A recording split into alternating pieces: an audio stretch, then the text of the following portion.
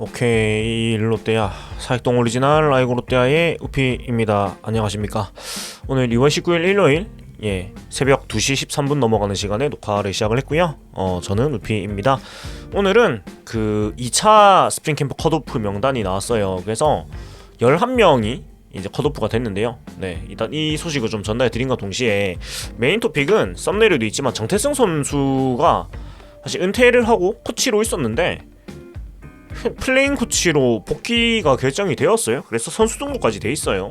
KBO에 제가 확실히 하기 위해서 선수 등록이 되어 있는가 확인을 해봤는데, 네, 95번 투수로 등록이 되어 있습니다. 그래서 사실 이런 경우가 진짜 흔치 않거든요. 플레잉 코치가 선수로 실제로 등록이 돼가지고 이런 경우가 잘 없는데 좀 재밌는 것 같아요. 그래서 정태승 선수에 대한 얘기도 조금 자세하게 하고 하겠습니다. 그래서 일단 첫째로는 이 귀국 명단을 좀 소개를 드리고, 사실 이게 순차적으로 1, 2, 3차 캠프에서 이제 조금씩 이제 컷오프가 되고 있으니까 좀 그 복잡한 게 있어가지고 제가 좀 정리를 해봤어요. 그래서 이 정리된 거를 좀 보여드리면서 설명을 좀 드리겠습니다. 자, 일단 보면은 그 2차 귀국이고요. 2월 18일에 2차 귀국을 하게 되고, 요게 이제 11명이에요. 투수 김도규, 이민석, 정성종, 진승현, 차우찬, 최희준, 최준용 선수가 이제 귀국을 하게 되고, 야수로는 강태율, 김세민, 김주현, 최민재 선수가 귀국을 하게 됩니다.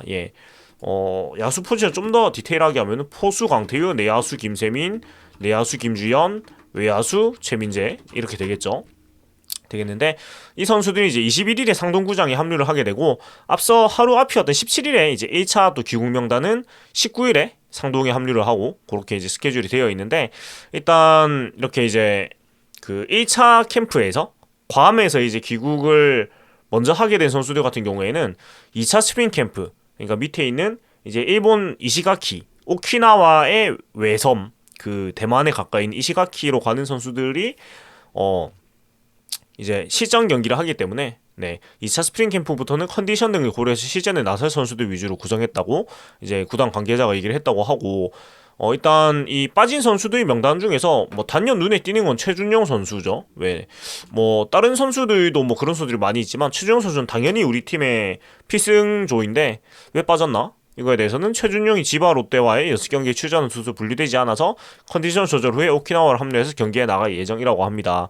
일단은 19일부터 26일까지 그 이시가키에서 지바 롯데 마린스와 2경기를 하게 되는데, 이때에는 최준용 선수가 일단 등판을 안 할 예정이기 때문에 잠시 이제 귀국을 해서 좀 컨디션을 조절을 하고 3차 27일부터 3월 7일까지 오키나와 캠프에 다시 합류를 해가지고, 이때 이제 KBO 팀들과 6경기에 이제 등판을 해가지고 이제 컨디션을 관리할 예정인 것 같고, 2차 19일부터 26일까지는 이시가키 캠프에는 20일에 구승민 선수가 합류를 하게 됩니다. 그래서 지바 롯데 마린스와의 경기에서 아마 등판을 하지 않을까 이런 생각을 해볼 수가 있고, 그렇습니다. 그래서 일단 요까지인데 2차 귀국 명단 중에서 이 선수가 빠진다고 싶은 이름들이 조금 있죠. 일단 뭐 지난 시즌 그 1군에서 계속 뛰었던 선수로는 김도규 선수, 이민석 선수가 일단 귀국을 먼저 하게 됐고요. 그리고 야수 중에서는 사실 1군 붙박이 선수라고 부를 수 있는 선수는 없긴 해요. 근데 일단은 김도규, 이민석, 최준용 선수가 뭐 확실히 그 올 시즌에 1군에서 뛴 선수들이라고 또 일단은 볼 수가 있는데, 이 선수들이 귀국을 했는데요. 근데 이제 좀 단서가 있는 게 그 3차 캠프 27일부터 3월 7일까지 오키나와에서 있는 이 3차 캠프에서 27일에 정태승 플레잉 코치를 포함한 투수 4명이 합류를 하게 됩니다. 그래서 아마도 이때 그 정태승, 김도규, 이민석, 최준용 이렇게 4명이 합류를 하는 것이 아닌가 좀 예상을 해볼 수가 있고, 그러면 이제 정성종, 진승현, 차우찬, 최희준, 그러니까 최건 선수죠. 이렇게 4명의 선수는 아마도 이제 남은 그 캠프는 상동에서 진행을 하지 않을까라는 예상을 좀 해볼 수가 있는 것 같아요. 일단은 그러니까 개막전 엔트리에서는 조금 이제 늦게 출발을 하는 그런 선수들이라고 생각을 해도 되겠고, 사실 지난 시즌에 뭐 1군 엔트리에 계속 들어있던 선수들은 아니고, 특히 차우천 선수는 사실 7월 복귀를 목표로 지금 몸을 만들고 있기 때문에 뭐 급할 건 없는 것 같아요. 그리고 뭐 진승현 선수, 최우준 선수도 아직 뭐 물론 좋은 선수들이지만은 당장 1군 엔트리에서 뭔가 활약을 하기에는 준비가 좀 더 필요한 부분이 있기 때문에 좀 여유 있게 생각을 하고 있는 것 같습니다. 그리고 뭐 김세민 선수도 마찬가지라고 생각을 할 수가 있겠고 그렇습니다.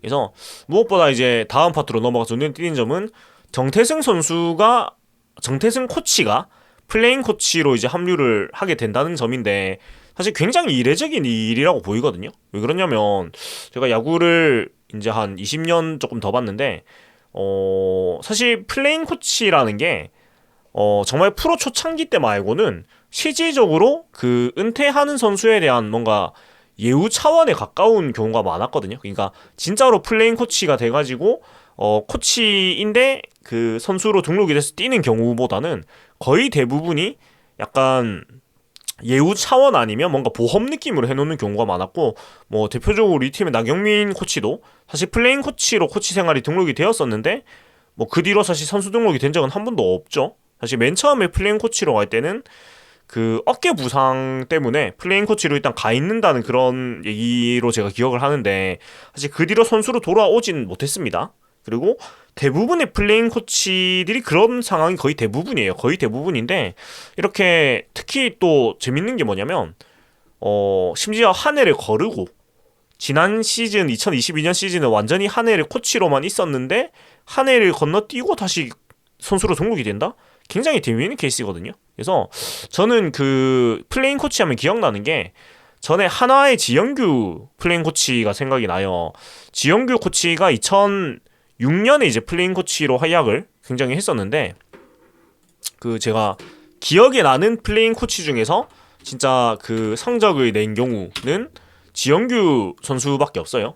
네, 아마 다들 기억을 많이 하실 것 같은데 지영규 코치 같은 경우가 네, 보면은 2004 시즌, 네, 조금 더 볼게요. 네, 2006년에 이제 플레잉 코치, 네, 2005년부터 플레잉 코치로 이제 됐는데 김민식 감독이 마무리 수로 낙점을 하면서 1회 20세이브 2.84 평균 자책을 기록을 했고 2006년에도 네, 플레잉 코치로 2군에서 선수를 조련하고 있었는데 주전 셋업맨인 최영무희 선수의 부상으로 불펜에 구멍이 나자 김민식 감독의 요청이 급히 몸을 다시 만들어 정규 시즌 막판에 1군에 올라와 복귀했으며 2006년 한국 시리즈에도 이제 포함이 돼가지고 네, 그 한국 시리즈 5차전 때 굉장히 활약을 했던 4이닝 무실점에 엄청난 호투를 했던 그런 그 기록이 남아 있는데 저는 그 당시에 굉장히 센세이션했던 기억이 있거든요. 왜냐면은 2005년 이때면 제가 굉장히 어릴 때거든요.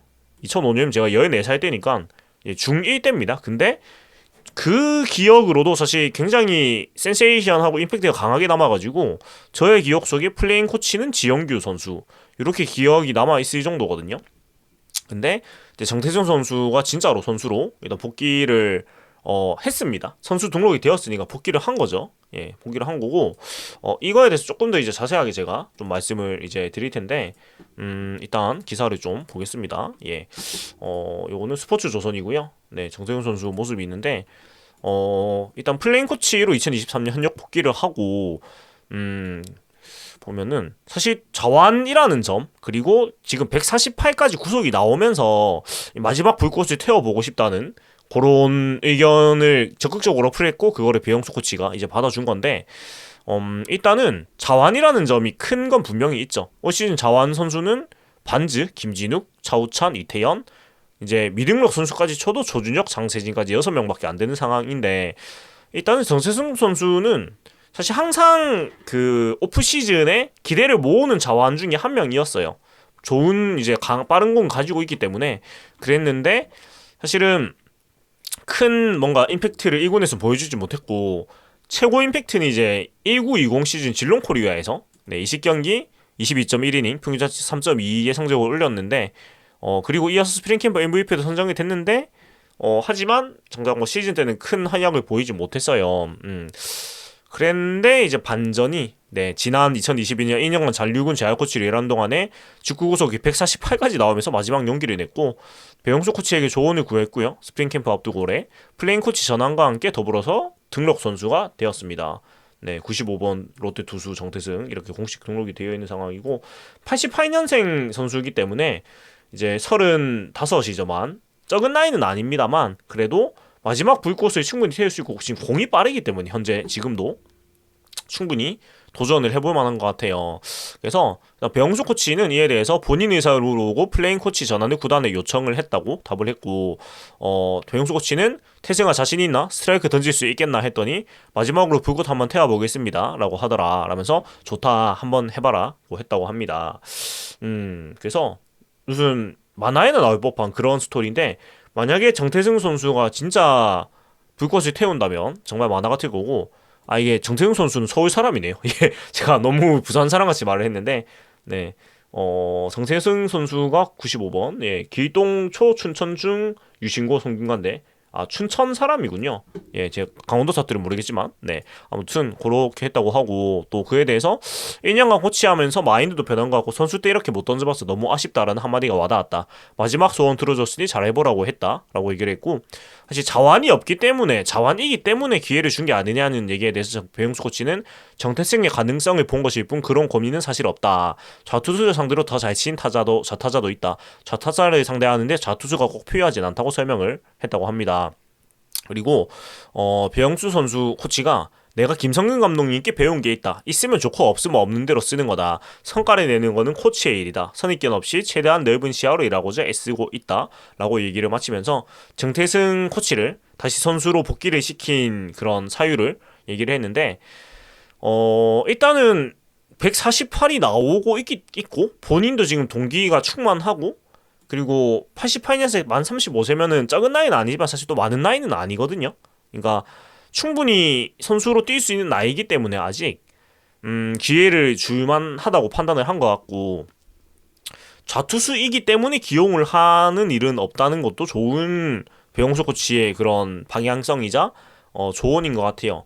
일단은 선수 본인의 동기가 워낙에 크기 때문에, 왜냐면 1년 동안 코치하면서 이 선수로 뛰는 이 행복, 기쁨, 이런 것들에 대해서 생각을 분명히 더 많이 했을 거라서 정말 마지막 불꽃을 한번 태우는 것을 우리가 또 응원을 하고 기대를 해보면 좋을 것 같아요. 네, 사람이 사실 야구는 멘탈 스포츠라고 얘기를 많이 하는데, 사람은 사실 진짜 동기에 의해서 움직이지 않습니까? 이유에 의해서. 그래서 이유가 충만하기 때문에 우리가 또 기대를 해봄직하지 않을까. 95번 정태승 선수, 네, 또 모습으로 한번 기대를 우리가 한번 해보도록 하고, 그래서 오늘은 요까지 마무리를 하도록 하고요. 네, 지금까지 사익동 오리지널 알고 롯데아의 우피였습니다. 재밌게 보셨다면은 구독과 좋아요 부탁드립니다. 파워 오브 원 롯데 자이언츠.